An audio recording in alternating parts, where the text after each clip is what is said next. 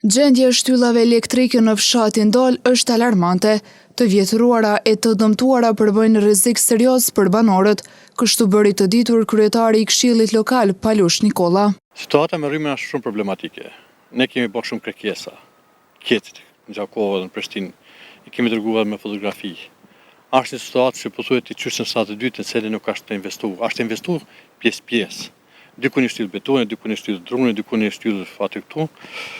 Shka përket kësaj pjesa shumë alarmante si doli kusare, pitashani, raqa një pjesë, do më thonë kjo ka mbet e pa investuar. Çdo shi që të bjen ka ndërpremje, çdo frymë që të bjen ka ndërpremje.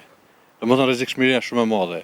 Në pramje bjen tensioni qaq poshtë se nuk ja vlen, do më thonë të dhezësh një dritë apo një gjatë tjetër, sepse nuk e qenë as televizion, nuk e qenë as frigorifer, as kur gjatë elementare që kanë familjet tona. Shqetësimin e ka shprehur edhe Dodo Dhalleshi. Ai thotë se banorët ndihen gjithnjë e më shumë të rrezikuar për shkak të kësaj situate, sidomos tashmë kur telat janë dëmtuar, duke shkaktuar edhe dëme të tjera.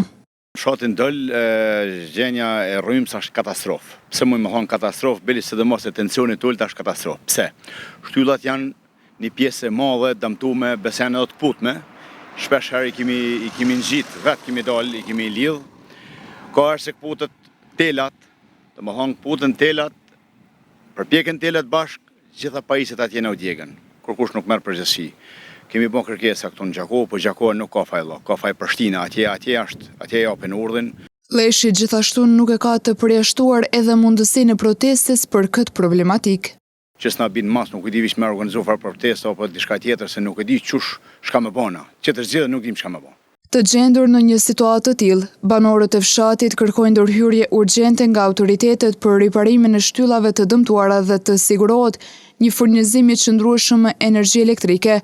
Banorët gjithashtu tregojnë se posedojnë një mori ankesash drejtuar institucioneve të cilat hasën në vesh të shurdhër.